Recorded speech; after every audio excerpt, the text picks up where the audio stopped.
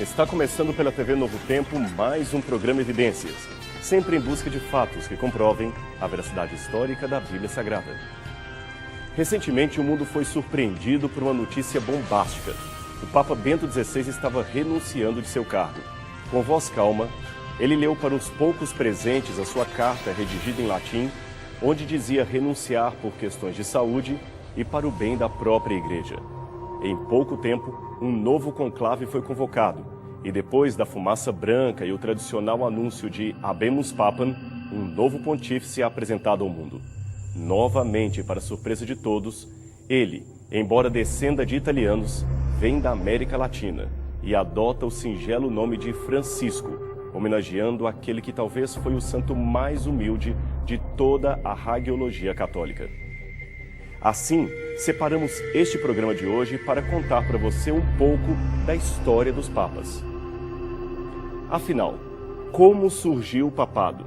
Seria verdade que Pedro foi o primeiro dos papas? É verdade que o papa é a besta do Apocalipse? Antes, porém, de responder a essas perguntas, precisamos fazer alguns esclarecimentos. Em primeiro lugar, nada é mais infernal no mundo do que o ódio entre os seres humanos. E nada é pior do que o ódio em nome de Deus. E olha que os maus exemplos, infelizmente, podem ser vistos em todos os lados, ninguém está excluído. Vemos crentes desrespeitando imagens e ícones católicos, às vezes párocos impedindo reuniões evangélicas no bairro de sua paróquia. Enfim, qualquer desrespeito à crença do outro é algo abominável. Nós que nos dizemos religiosos, devemos, acima de tudo, aprender a discordar com classe e respeito e, juntamente com isto, ter claro se nossas convicções religiosas são de fato baseados em elementos concretos ou em crendice, tradição ou achismo. Com base nessas observações, eu preciso apenas acrescentar uma coisa para você. Respeito não significa silêncio ou concórdia em tudo que o outro diz. Portanto, se alguns amigos católicos talvez se surpreenderem com o que vamos revelar neste programa, sugiro apenas que investiguem os fatos e vejam a procedência ou não daquilo que vamos dizer aqui. Voltando, pois, à questão papal, a versão tradicional do catolicismo afirma que o apóstolo Pedro teria sido o primeiro papa. Logo, a história do papado, de acordo com essa versão, teria começado no momento em que Cristo confere a Pedro as chaves do reino, dizendo: Tu és Pedro, e sobre esta pedra edificarei a minha igreja. Mateus capítulo 16, verso 18. Vou dar agora os argumentos comumente usados para dizer que Pedro seria o primeiro papa, e também por que discordo deles. Em primeiro lugar, dizem que Pedro é o mais citado nos evangelhos. É verdade que os evangelistas fazem referência a Pedro pelo menos 171 vezes, mas se apontarmos todo o Novo Testamento, o nome que mais se repete ali e destaca não é o de Pedro, e sim o de Paulo. Ademais, se a ocorrência de nomes é sinal de hierarquia, saiba que o nome apostólico mais mencionado nos evangelhos depois de Pedro é o de Judas Iscariotes, e nem por isso podemos dizer que ele seria o mentor dos demais. O temperamento expansivo de Pedro, a sua energia, certamente o colocavam em destaque. Era apenas uma questão de personalidade. E é claro que ele foi um dos líderes da igreja, conforme vemos no livro de Atos. Porém, jamais foi o topo da lista ou o papa dos demais apóstolos. Não há nada, nenhuma indicação histórica ou bíblica que aponte para uma liderança, digamos, papal por parte de Pedro. Em segundo lugar, afirmam que Cristo muda o nome de Simão para Pedro. O argumento por detrás dessa fala é que, se Cristo mudou o nome de Simão para Pedro, isto era um fato excepcionalmente importante para indicar que Pedro deveria ser o líder dos demais apóstolos. Por isso, Jesus mudou seu nome. Ora, o problema é que Pedro não foi o único apóstolo a ter seu nome trocado por Jesus. Não, o Senhor também mudou os nomes de Tiago e João, a quem chamou de Boanerges. Isto você pode encontrar em Marcos, capítulo 3, verso 17. Mudar o nome aqui é apenas colocar um apelido carinhoso e não colocar alguém à frente do grupo. Em terceiro lugar, apontam a lista dos apóstolos como argumento para Pedro. Os teólogos católicos observam aqui que sempre que o nome dos 12 apóstolos é mencionado, o de Pedro vem em primeiro lugar. Aliás, Pedro é citado até em uma expressão coletiva. Pedro e os que o acompanhavam, como está em Marcos capítulo 1, verso 36. Ora, novamente, como dissemos, é ponto passivo que Pedro exerceu certa liderança sobre o grupo, mas isto foi apenas por um pouco tempo. Assim que a igreja se organizou, o primeiro líder efetivo não foi Pedro, e sim Tiago. Você pode encontrar isso em Atos capítulo 12, verso 17, Atos 15, verso 12 e Gálatas capítulo 1, versos 18 e 19. Em último lugar, aponta-se para a frase, tu és Petrus. O contexto desse argumento está aqui. Jesus dirige-se a Pedro, após a sua maravilhosa profissão de fé, que dizem os homens de mim? Que dizeis vós? Aí Pedro responde, tu és o Cristo, o Filho do Deus vivo. E Cristo então confirma a sua promessa. Bem-aventurado és Simão Barjonas, porque não foi a carne e o sangue que a ti revelou, mas sim meu Pai que está nos céus. E eu digo que tu és Pedro, e sobre esta pedra edificarei a minha igreja, e as portas do inferno não prevalecerão sobre ela. E eu te darei as chaves do reino dos céus, e tudo o que ligares na terra será ligado também nos céus. Mateus capítulo 16, versos 16 a 19. Portanto, a ideia aqui é a de que Pedro seria a pedra sobre a qual Jesus edificaria a sua igreja, isto é, a Igreja Católica. Eles ainda baseiam este entendimento no trocadilho entre as palavras Pedro, Petros em grego, e pedra, que seria Petra. Assim, Pedro seria a pedra, isto é, o cabeça dos demais apóstolos e da igreja cristã.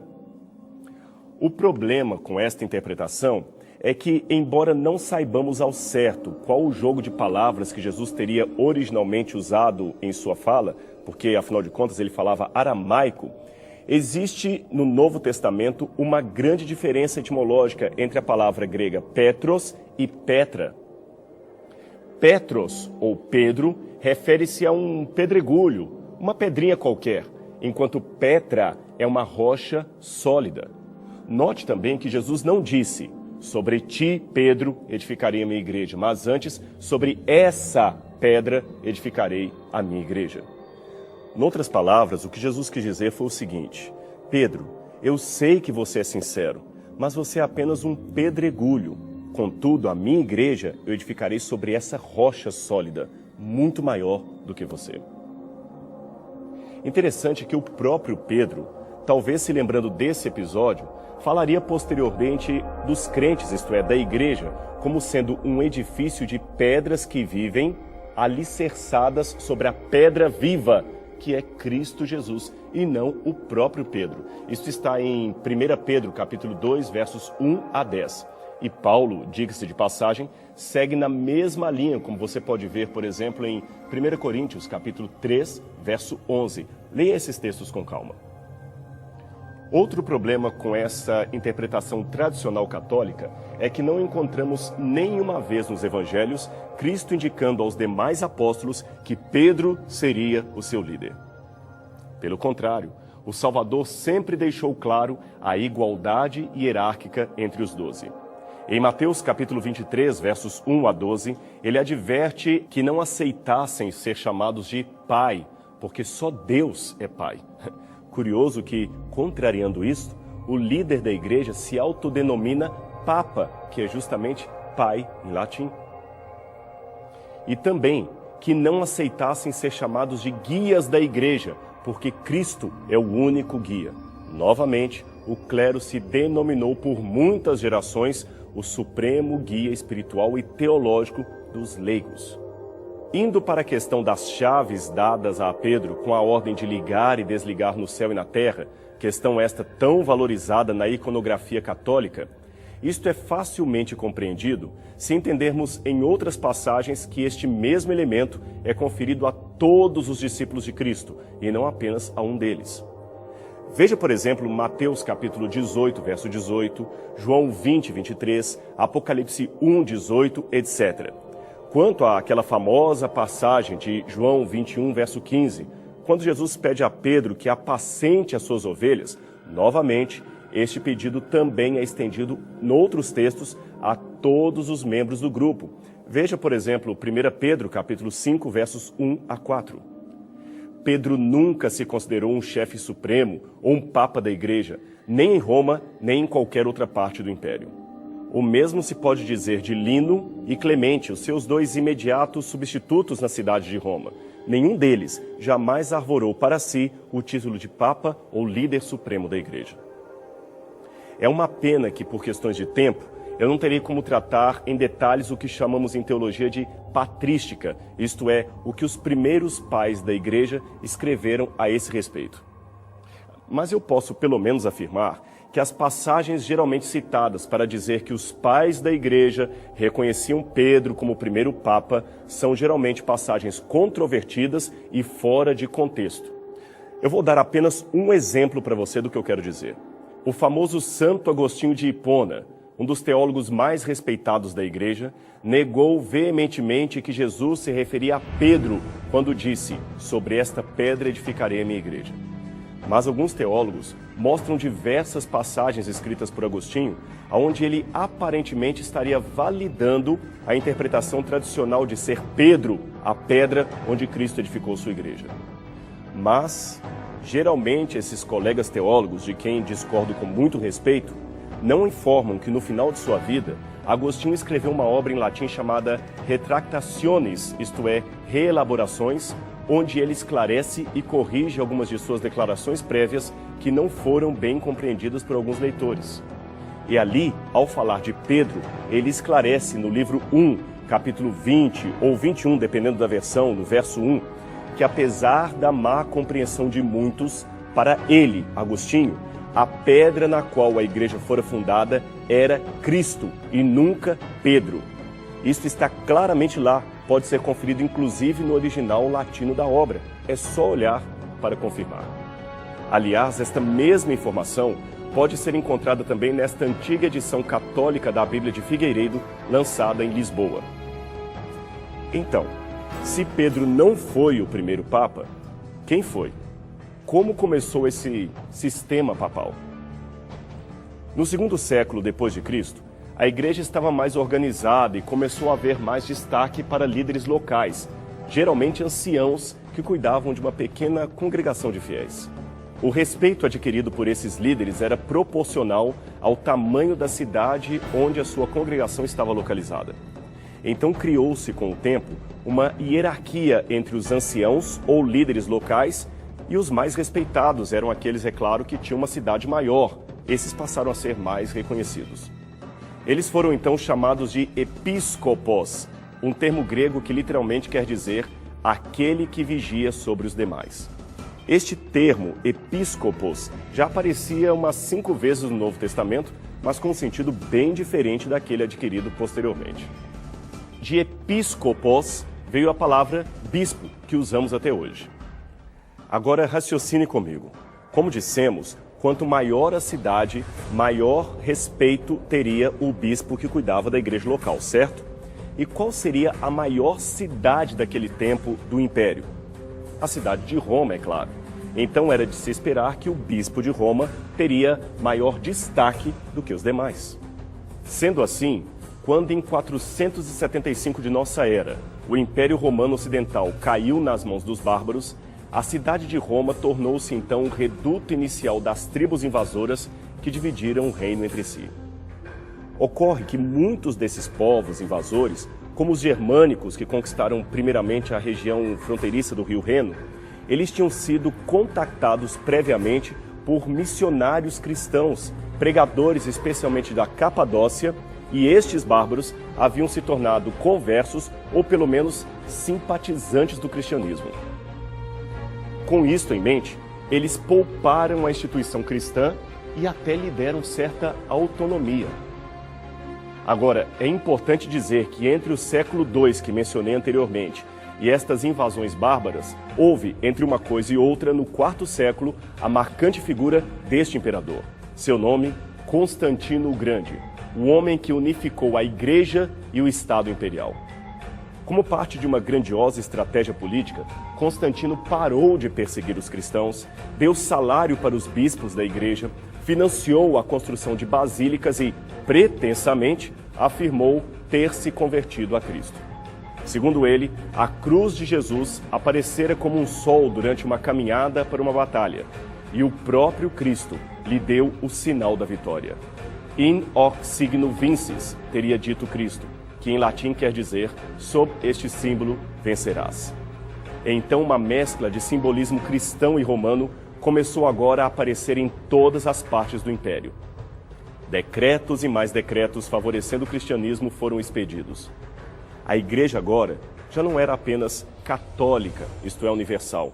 Ela passara a ser católica, apostólica, romana. E o bispo de Roma era o que mais ganhava com esta situação. Ele, aliás, não tardou em pleitear e conseguir mais e mais destaque sobre os demais bispos da igreja. Houve uma luta acirrada entre os patriarcas para determinar qual teria a autoridade e a hegemonia sobre os demais. Vários fatores contribuíram para que tal posição ficasse com o bispo de Roma. O seu sucesso em resistir a várias heresias e movimentos deu-lhe uma alta reputação de ortodoxia, enquanto várias facções contendentes de várias partes do império frequentemente apelavam para o bispo de Roma para decidir sobre as suas dissidências teológicas. Já no final do segundo século, o bispo de Roma queria fazer valer a sua supremacia a qualquer custo. Um exemplo disto é o que fez Victor I. Ele orientou as igrejas orientais a celebrarem a Páscoa nos domingos. Não sendo atendido, tratou de excomungar os cristãos desobedientes.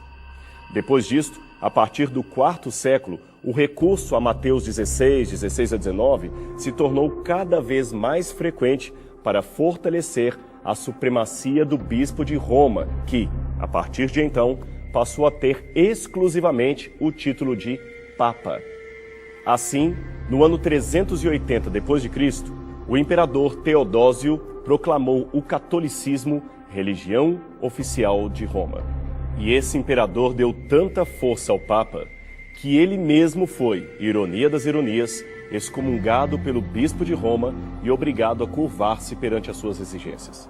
Às vésperas da morte de Teodósio, o Estado romano pela primeira vez reconheceu a existência de uma instituição cujo poderio superava a força do império, e vários imperadores seguintes confirmaram o mesmo ofício.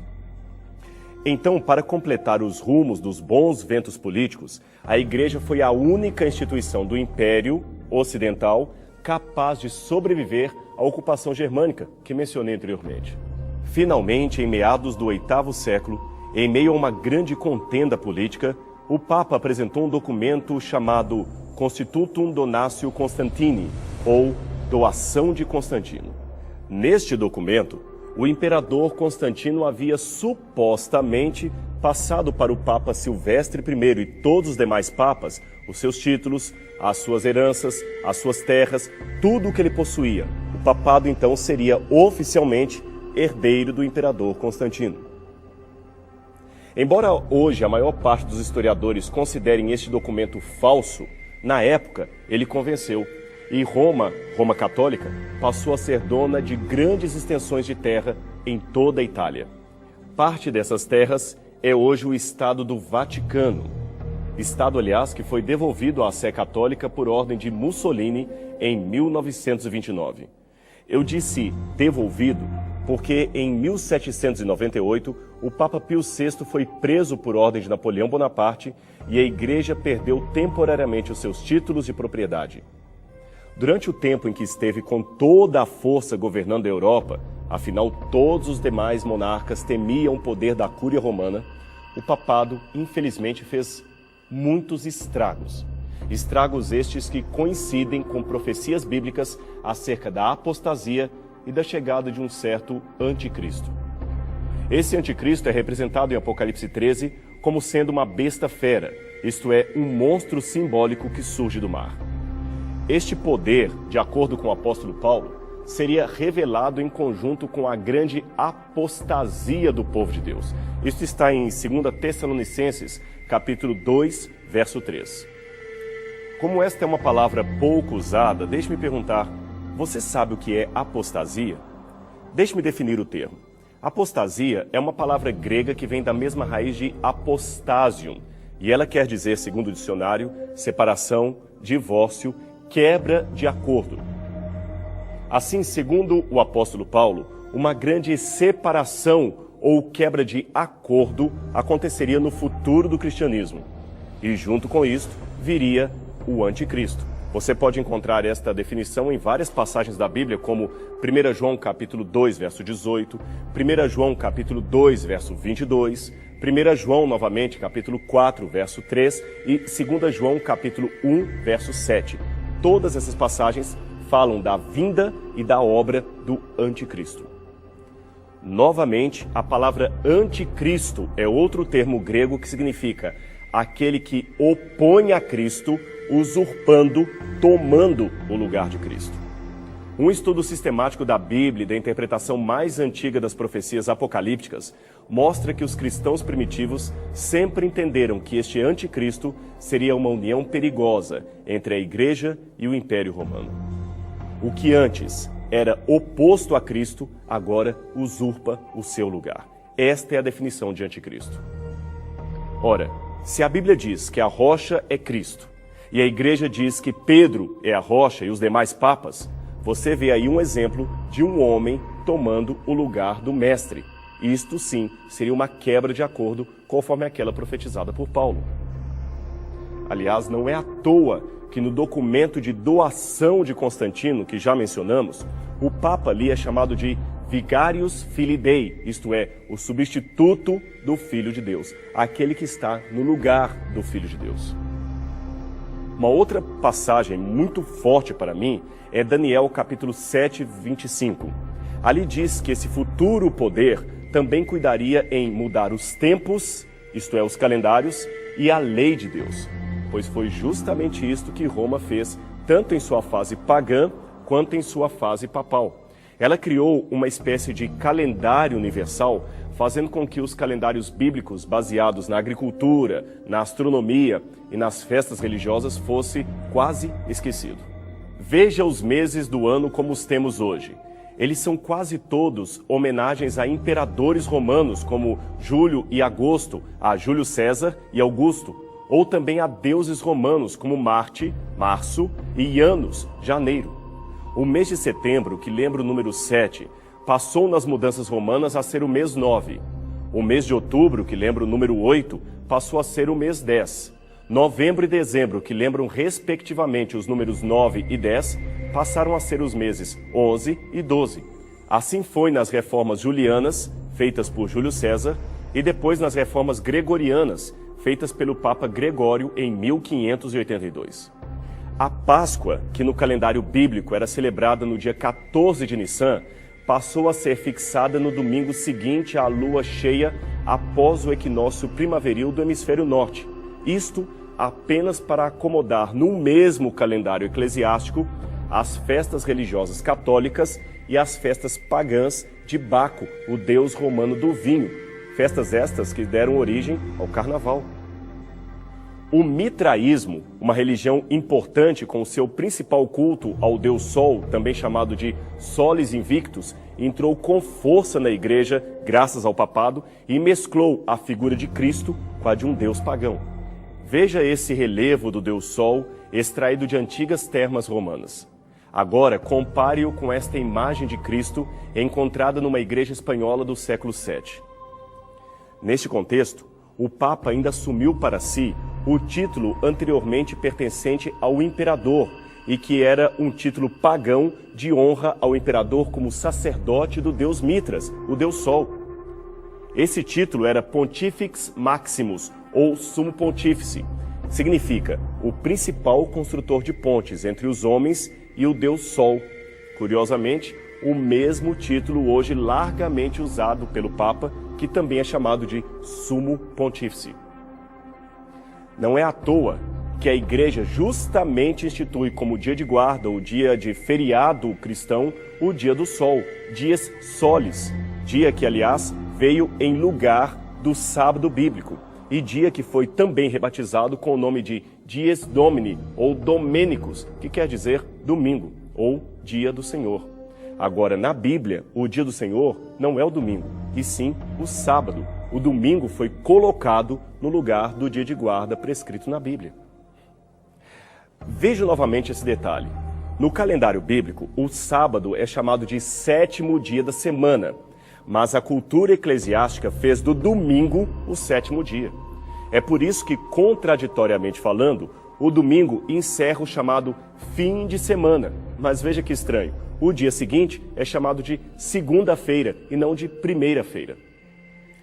Com isso em mente, nós podemos passar para a segunda parte da profecia de Daniel, capítulo 7, verso 25. Afinal de contas, ali diz que esse poder não mudaria apenas os tempos, isto é, os calendários, mas também a lei, isto é, a lei de Deus. Agora, pegue em sua casa uma Bíblia católica, e abra qualquer Bíblia católica, protestante que seja, em Êxodo capítulo 20. Depois tome um catecismo e abra na parte que fala dos 10 mandamentos. Uma vez feito isto, compare os dois textos, da Bíblia e do catecismo. Você se surpreenderá ao ver como a igreja mudou arbitrariamente os 10 mandamentos, isto é, a lei de Deus. Eu poderia ainda falar muito mais coisas sobre o Santo Ofício, as indulgências, a Inquisição, mas eu creio que já dei informações muito fortes para você. Portanto, aqui vão as minhas considerações finais e eu gostaria que você prestasse bastante atenção nelas. Primeiro, não pense que esses assuntos que nós exploramos têm por objetivo endemonizar a pessoa física daquele que é eleito para ocupar o trono papal. De jeito nenhum. Certamente houve papas sinceros, devotos a Deus e papas desonestos, assim como existem também pastores verdadeiros e charlatães usando o mesmo título de pastor. O ponto aqui não é atacar a imagem de uma pessoa, mas expor com fatos históricos, bíblicos e proféticos as discrepâncias teológicas do regime chamado regime papal. E nesse ponto, talvez você se surpreenda com o que eu vou dizer.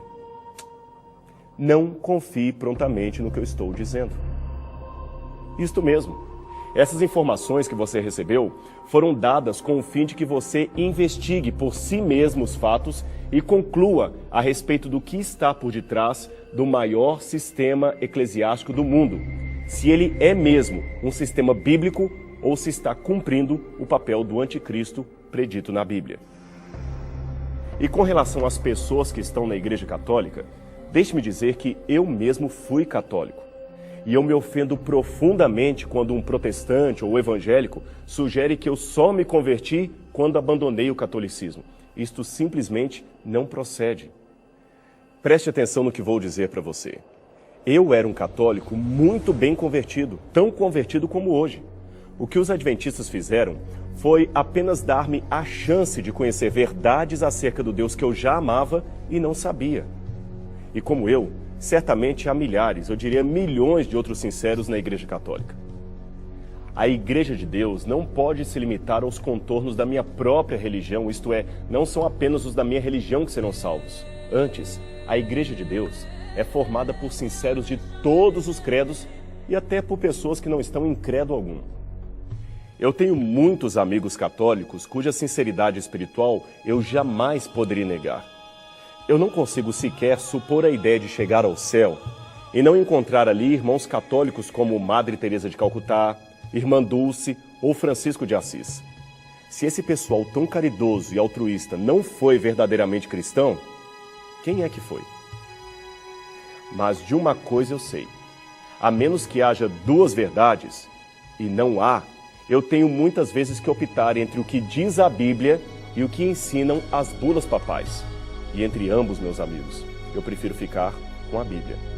Foi por essa razão que resolvi compartilhar com muita franqueza, mas ao mesmo tempo com muito respeito estes fatos para você, para que você tome por si mesmo uma decisão ao lado da verdade. Pense com carinho a respeito do que eu falei. Ore a Deus.